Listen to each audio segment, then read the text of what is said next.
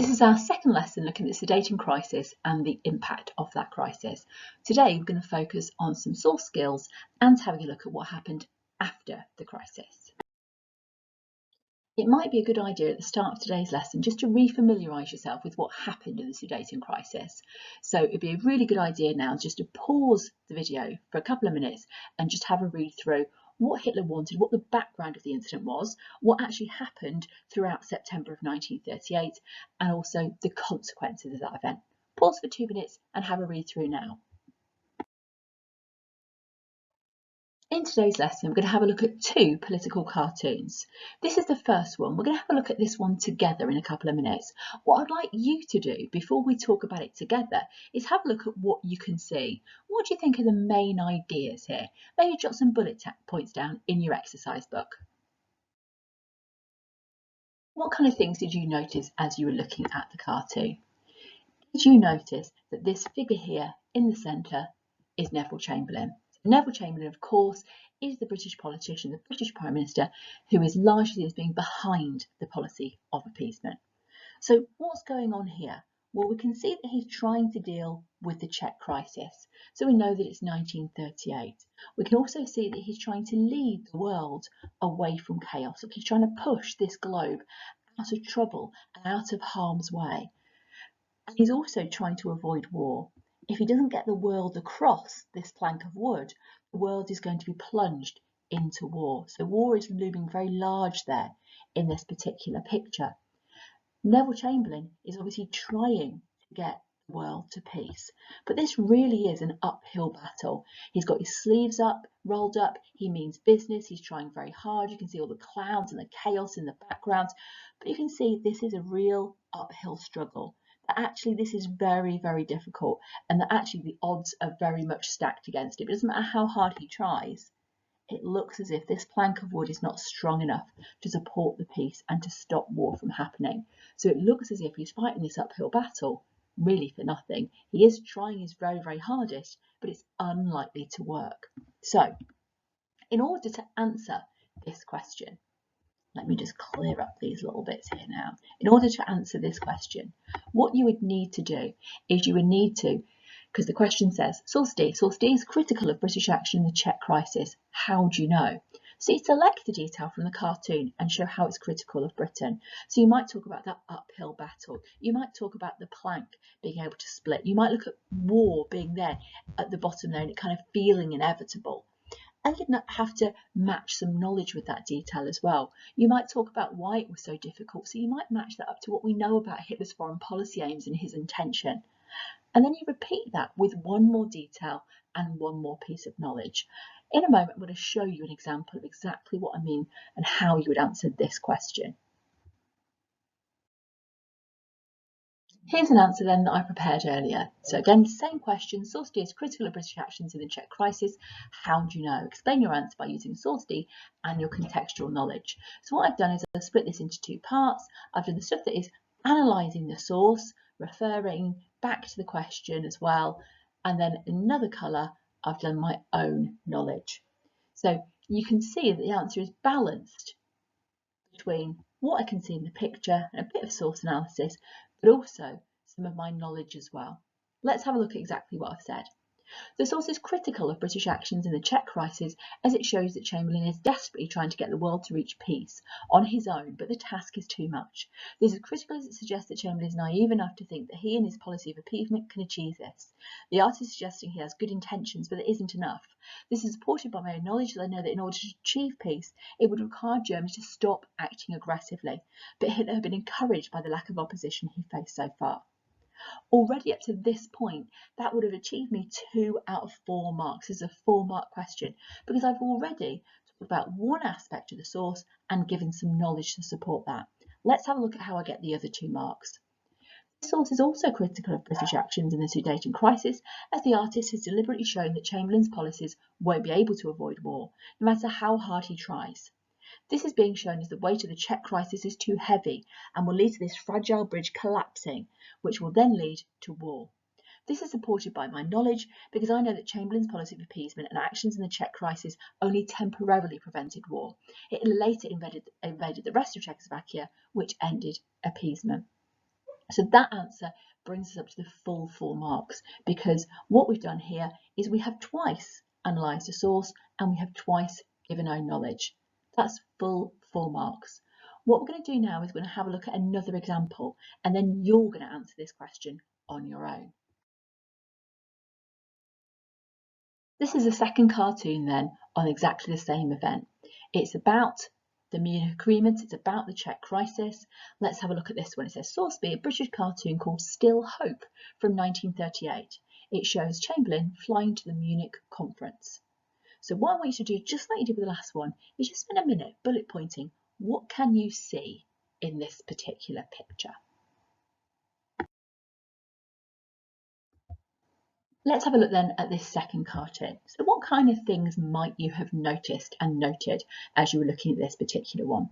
Well, you might have noticed that Chamberlain is kind of shown as an angel, a heroic figure, someone who's coming in, swooping in to save the day. He is trying to emerge from these storm clouds. This is the chaos of war that he is trying to avoid, trying so desperately to do.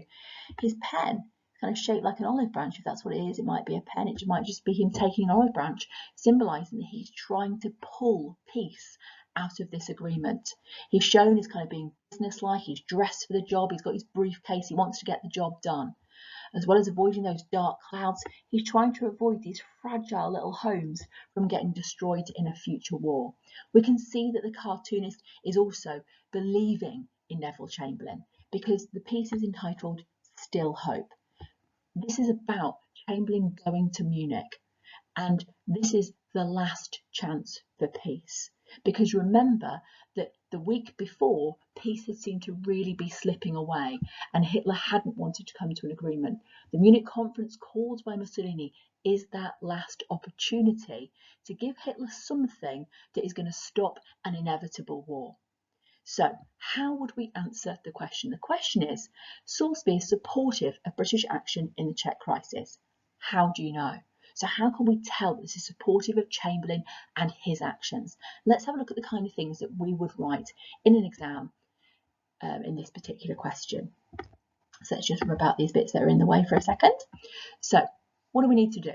We need to select a detail from the cartoon and show how it is supportive of Britain. So you might pick about showing him being heroic and angelic. You might talk about his wings. You might talk about him emerging from the storm clouds. You might mention the title, Still Hope. Any of those details would be really good for you to mention. Match some knowledge with this detail. So you might talk about how the peace had slipped away. You might talk about that build-up in September of 1938. So you might talk about kind of how it looked as if an agreement was made and then it was snatched away as Hitler demanded more, and that Chamberlain had begun preparations for war because it looked as if it was inevitable at this stage. That would be a good bit of knowledge to match. And then you simply repeat. So you pick another one. Why would he be seen as a hero at this point? Why would he be portrayed as having wings? Maybe what was going on, what the people thought about war. Maybe match it to some earlier knowledge about what we now knew war would be like, and maybe thinking about the Spanish Civil War, for example. There's lots of things you could talk about there. But just like in the answer that I provided you with a little bit earlier, what you have to do in this particular question is say, I know that this cartoon is supportive of the British actions in the Czech crisis because I can see. So you first of all say one of the details that you can see in the cartoon, and then match it with what you know. I know that. And then you simply repeat that process. This is not a massively long answer. This is a 1-paragraph answer, but it's dead important that you are doing those things twice. So you're showing that you've understood the cartoon. I know it's supportive because I can see. And then match knowledge and repeat. Do that. It should take you around 5 minutes. Pause this now and have a go at that question. This is going to be the thing that you're going to send to your teacher this lesson. Our final job today then is to have a look, well, what happened after Hitler took over the Sudetenland? He managed to take over the Sudetenland in October of 1938, and of course that was with full permission of those other powers. Remember, the Czechs hadn't agreed to it, but everybody else had. So let's have a little look at what happened 6 months later. So you're going to make notes on these, so you can kind of pick out the most important information. So remember that Hitler had made that deal. He had said The Sudetenland was the last piece of land that he was going to acquire. He would take no more. And in return for that promise and saying that he wouldn't invade, that's what he got. So he made that promise: I will take no more land. I will not invade any more countries, and I will leave the rest of Czechoslovakia alone. And of course, he guaranteed that. And with Britain, he signed that piece of paper where he said, this is my last territory that I want to take. I will take no more. In March 1939, Hitler showed that that was not the truth.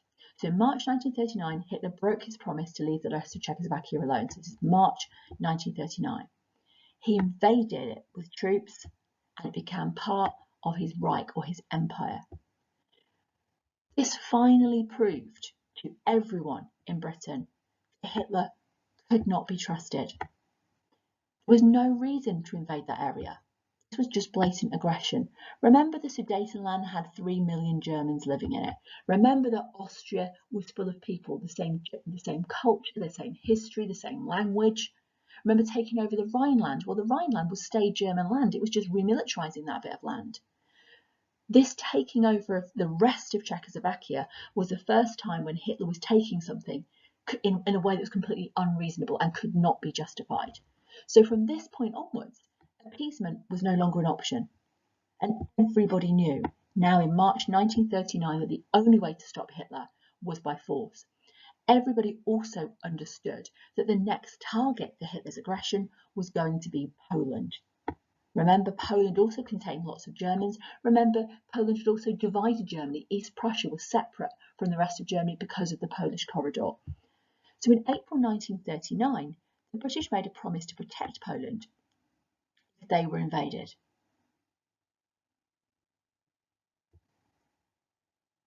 Make your own copy of some of those notes. Just stop the video now and spend about 5 minutes having a go at that.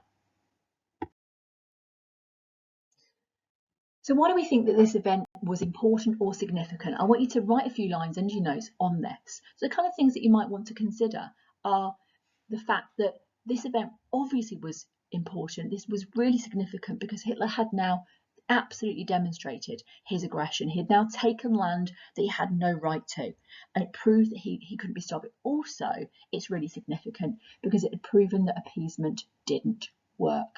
It had proven that it didn't matter what Britain did, that Hitler was going to be aggressive and Hitler wouldn't be stopped. This is a really, really famous photograph from the 15th of March 1939 when Hitler marched into Prague, the capital of Czechoslovakia, and the people were now part of his empire, and this doomed millions more people to being part of his very, very aggressive and very, very horrid regime. So it also meant that these people were taken over. It also was significant because it demonstrated to Hitler that even when he really broke the rules and took land that he absolutely had no claim to, that they still weren't going to stop him. So he believed at this point he could actually take over even more land, potentially Poland, and Britain and France would do nothing. Just jot down a few notes on that in your books now.